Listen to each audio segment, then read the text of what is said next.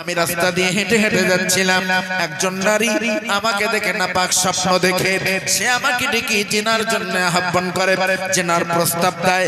আমি জেনা থেকে বাঁচবার জন্য কৌশল অবলম্বন করি। আমি অনেক কষ্টে টয়লেট লেগেছে বলে টয়লেট খানায় যে নিজে টয়লেট করে নিজের টয়লেট নিজের গায়ে মেখে কোন ক্রমে তার কাছ থেকে জেনা থেকে বাঁচতে পেরে বেরিয়ে এসেছি। হুজুর, আমি নিজে আমার গায়ের গুগুলোকে ধুয়ে ফেলেছি, তারপরেও গুয়ের গন্ধ আমার শরীর থেকে যায় না। ওই গুয়ের দুর্গন্ধ নিয়ে মাদ্রাসায় এসেছি। এখন আপনি বলেন আমার শরীর নাকি জান্নাতি মিসকাম্বার? আল্লাহর মহান ওলি শাহ আব্দুল আযীজ দেহলভী রাহমাতুল্লাহি আলাইহি বললেন, বৎসরে আল্লাহকে ভয় করি, আল্লাহর শরণ অন্তরে রেখে নিশ্চিত জান্নাত থেকে নিজেকে হেফাজত করতে পেরেছো বিধায় আল্লাহ রাব্বুল আলামিন তোমার গায়ের গুয়ের গন্ধটা জান্নাতি মিসকাম্বার করে দিয়েছে।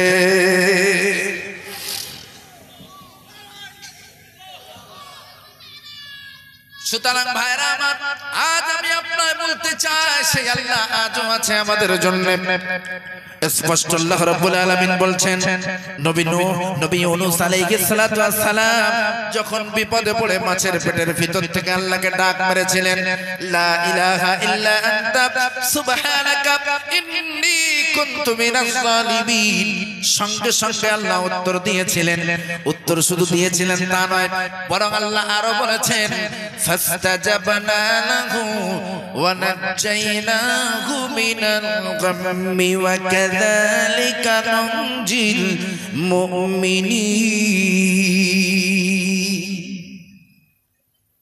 শুধু আমি ইউনূসের ডাকে সাড়া দিয়েছি তা নয়, ইউনূসের ডাকে সাড়া তো দিয়ে দিয়েছি, সাথে সাথে আমি বলে দিয়েছি এমন শুধু ইউনূস নয়, ইউনূসের মতো আমার মুমিন বান্দারা যে যেখানে পড়ে বিপদে জর্জরিত হয়ে আমি আল্লাহ আমাকে স্মরণ করবে, আমাকে ডাকবে, আমার ওই মুমিন বান্দাকে সাহায্য করা আমি আল্লাহ আমার জন্য ওয়াজিব হয়ে যাবে বলে সুবহানাল্লাহ। সেই আল্লাহ কি আজও বেঁচে আছে বলে মনে হয়? হ্যাঁ আছে ভাইরা, আছে বলে মনে হয়? আগের মতো আছে না একটু বুড়ো থাড়া হয়ে গেছে? অনেক দিনের কেস তো মনে হচ্ছে একটু পাওয়ারলেস হয়েছে নাকি?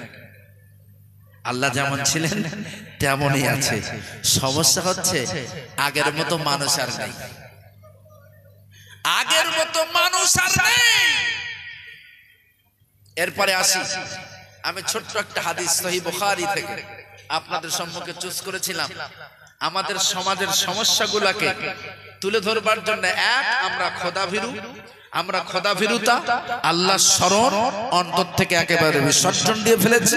আমাদের অন্তরে আর আল্লাহ স্মরণ নেই, সামনে যা আছে তাই চাই, হালাল নাকি হারাম বাদ বিচার করি না, আবার গিয়ে সিজদা ঠুকি আর বলি সুবহানা রাব্বিয়াল আ'লা, সুবহানা রাব্বিয়াল আ'লা। আবার নামাজে দাঁড়িয়ে বলি ইয়্যাকা না'বুদু ওয়া ইয়্যাকা নাস্তাঈন, অথচ খাওয়ার পূর্বে বাদ বিচার করি না। দেখুন, আমরা সবাই জানি নামাজের পূর্বে ওযু শর্ত, ওযু না করলে নামাজ হয় না। এ ফতোয়া নিতে আপনার মুফতির কাছে যাওয়া লাগবে না, সাধারণ মানুষের কাছে যাবেন, সেও আপনাকে বলে দেবে বিনা ওযুতে নামাজ না পড়লে নামাজ হয় না। এমনকি সাধারণ মুসল্লিরা যখন ওযু করে চলে যায়, ওযুর কোন কোন জায়গাগুলো ধৌত করাটা ফরজ, সেই জায়গার কোন অংশ যদি শুকনো থেকে যায়, সাধারণ মুসল্লিরা ফতোয়া দেয় আর বলে তোমার ওযু হয়নি, নতুন করে ওযু করো। বলে কেন? ওই যে পায়ের অমুক জায়গায় ভিজে নাই, এই কারণে তোমার ওযু হয়নি, নামাজ হবে না, আবার ওযু করে এসো। ও মুসলমান ভাইরা, ওযু ছাড়া নামাজ হয় না এটা আমাদের কারো নাই অজানা। ওযু ছাড়া নামাজ হয় না এটা আমাদের কারো নাই অজানা। কিন্তু ওযুর পূর্বে আল্লাহ রাব্বুল আলামিন আরো দুটো শর্ত আপনার জন্য ফরজ করেছেন, আরো দুটো শর্ত আপনার জন্য দিয়েছেন। স্পষ্ট আল্লাহ বলেন, পারা নাম্বার 2 পৃষ্ঠা নাম্বার 4 সূরার নাম সূরা বাকারা আয়াত নাম্বার 172 172 নাম্বার আয়াতের ভিতরে স্পষ্ট আল্লাহ বলেন, ইয়া আইয়ুহাল্লাযীনা আমানু কুলু মিন তাইয়্যিবাতি মা রাযাকনাকুম, হে মুমিন বান্দারা, নামাজে দাঁড়ানোর পূর্বে তোমার জন্য আমি আল্লাহ দুটো শর্ত দিয়েছি। নাম্বার 1 শর্ত হলো, ও বান্দা, তুমি তোমার চেম্বারে হালাল খাদ্য ধারণ করো, পেটের ভিতরে হালাল খাদ্য ধারণ করো। আমি আল্লাহ তোমার জন্য যে উত্তম রিজিক দিয়েছি, যে হালাল খাদ্যের ব্যবস্থা করে দিয়েছি, সেই হালাল খাদ্যটাকে অন্বেষণ করো, হালাল খাদ্য পেটে ধারণ করো, আমার শুকরিয়া জ্ঞাপন করো। তারপরে সিজদায় পড়ে দিই, আমাকে আল্লাহ বলে ডাক দাও, কি চাও বান্দা বলে উত্তর দিতে আমি দেরি করব না। বলুন সুবহানাল্লাহ। কিন্তু আপনি তাকিয়ে দেখেন আমাদের সমাজের ইমামদের দিকে তাকান, সমাজের সব থেকে বড় সুদখোর ঘুষখোর যারা, তার মেয়ের যদি বিয়ে হয় জানে টাকা একটু বেশি পাওয়া যাবে, ইমাম বন্ধু সুযোগ বুঝে জোহরের দায়িত্বটা কোনো বন্ধুর হাতে দিয়ে অ্যাডভান্স চলে আসে। ইমাম সাহেব যদি মেহরাবে দাঁড়িয়ে স্পষ্ট ছাতি ফুলিয়ে বলতে পারে যে বা যারা সুদের সঙ্গে জড়িত আছে তাদের বাড়ির খানা খাবো না, তাদের বাড়ির পানি পান করবো না, চাকরি থাক আর যাক তাদের খানা খাবো না, তাদের বাড়িতে পানি পান করবো না, তাহলে ইমামের চাকরি পরের দিনেই আমরা কাছে উঠে যাবে। ও মুসলমান ভাইয়েরা, আজ আমি আপনাদের আবারও বলতে চাই, ইমামকে স্বাধীনভাবে ইমামতি করতে দেন, কোরআন সুন্নাহর আলোকে তাকে কথা বলবার অধিকার দেন, তাহলে বিশ্বাস করুন সমাজের পরিবর্তন আসবে না, সমাজে হারামখোর বন্ধ হবে না, সমাজে জারত সন্তান বন্ধ হবে না। এই সমাজ হারাম মুক্ত সমাজ করতে হলে, জারত মুক্ত সমাজ করতে হলে অবশ্যই ইমামকে পূর্ণাঙ্গ স্বাধীনতা দিতে হবে, ইমামকে অবশ্যই কোরআন সুন্নাহর আলোকে কথা বলবার শক্তি দিতে হবে। যদি ইমাম সাহেব স্বাধীনতা অনুযায়ী পূর্ণাঙ্গ কোরআন ও রাসূলের হাদিস অনুযায়ী ইমামতি করতে পারেন, আল্লাহর কসম, আল্লাহর কসম, আপনার গ্রামটাই জান্নাতি গ্রামে পরিণত হয়ে যাবে। কিন্তু দুঃখজনক, ইমাম সাহেবদের গলা টিপে ধরে রেখেছি, ইচ্ছা মতো তাদের কথা বলতে দেওয়া হয় না। কারণ আমরা সমাজের নেতা গোছের মানুষ যারা, তারা সবাই মনে করি ইমামদের বেতন দিয়ে রেখেছি যেহেতু আমরা, সুতরাং ইমাম আমার কথায় চলবে, ইমামের কথায় আমি নয়, ইমামের কথা আমি চলবো না, বরং আমাদের কথা ইমাম চলবে। কুলু মিন তাইয়্যিবাতি মা রাযাকনাকুম, যে রিজিক তোমার জন্য আমি আল্লাহ হালাল করেছি, জায়েজ করেছি, ও বান্দা আমানলি সেটাই গ্রহণ করো, যেটা তোমার জন্য হারাম করেছি সেটাকে অ্যাকসেপ্ট করো না। হালাল খাদ্য ভক্ষণ করো, পেটের ভিতরে হালাল খাদ্য ধারণ করো, তারপর আমার শুকরিয়া জ্ঞাপন করো, অতঃপর সিজদায় পড়ে তুমি যখন বলবে সুবহানা রাব্বিয়াল আ'লা, আমি আল্লাহ তোমার জন্য সাহায্যকারী পাঠাবো। বলুন সুবহানাল্লাহ। ঠিক এই আয়াতে কারিমার সঙ্গে সামঞ্জস্য রেখে সহিহ বুখারী থেকে একটা হাদিস আমি আপনাদের সম্মুখে পাঠ করেছি।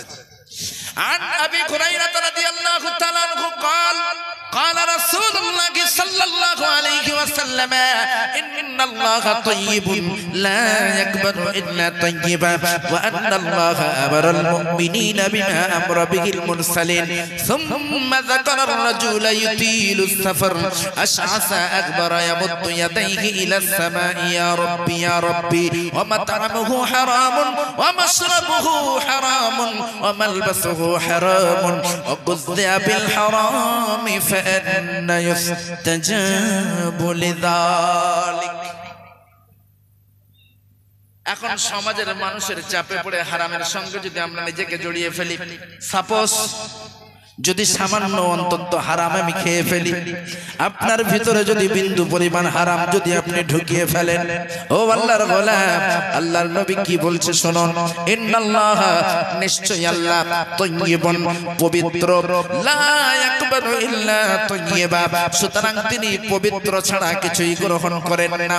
ওয়া আন্নাল্লাহা আমারাল মুমিনিনা বিমা আমরা বিহিল মুরসালিন, আর এটা যে শুধুমাত্র আল্লাহ মাহিন্দের এলাকার মানুষদের জন্য তা নয়, শুধুমাত্র বসিরহাটের মানুষদের জন্য তা নয়, বরং আবাল বাশার আদম আলাইহিস সালাতু ওয়াস সালাম থেকে নিয়ে আমাদের নবী পর্যন্ত যত নবী পয়গম্বর এবং তাদের অনুসারী যত পৃথিবীতে এসেছিলেন সকলেরই জন্য হালাল খাদ্য ভক্ষণ করাটা মাস্ট এন্ড কম্পালসারি। বন্দেগীগত পার্থক্য এক নবীর উম্মতের সঙ্গে আরেক নবীর উম্মতের ভিতরে ছিল। কোন নবীর আমলে 3 ওয়াক্ত নামাজ, কোন নবীর আমলে 5 ওয়াক্ত নামাজ, কোন নবীর আমলে 30 রোজা ফরজ, কোন নবীর আমলে 5 রোজা, ইত্যাদি ইত্যাদি বিভিন্ন পার্থক্য বন্দেগীগত কারণে ছিল। কিন্তু হালাল খাদ্য ভক্ষণের ব্যাপারে সব নবীর পিরিয়ডে একই ফতোয়া। এই জন্য বিশ্বনবী বলছেন, ইতিপূর্বে যত নবী আলাইহিমুস সালাম এবং তাদের উম্মতি ছিলেন তাদের সকলের জন্য হালাল খাদ্য ভক্ষণ করাটা মাস্ট কম্পালসরি। সুম্মা যাকারার রাজুলা ইতিল সাফর আশআসা আকবারা ইয়ামুদ্দু ইয়াদাইহি ইলাস সামাই ইয়া রাব্বি ইয়া রাব্বি। কেউ যদি বিন্দু পরিমাণ হারাম খাদ্য ভিতরে ধারণ করে লম্বা সফর করে মক্কাতুল মুকাররমায় চলে যায়, এই হাদিসটার সারমর্ম বলে বিদায় নেব ইনশাআল্লাহ। পরবর্তী মেহমান অলরেডি মঞ্চে উপবিষ্ট। পেটের ভিতরে সামান্যতম হারাম খাদ্য ধারণ করে কেউ যদি লম্বা সফর করে মক্কা মুকাররমায় চলে যায়, আল্লাহর নবী বলছেন, সুম্মা যাকারার রাজুলা ইউতিলুস সাফর আশআসা আকবারা ইয়ামুদ্দু ইয়াদাইহি ইলাস সামাই।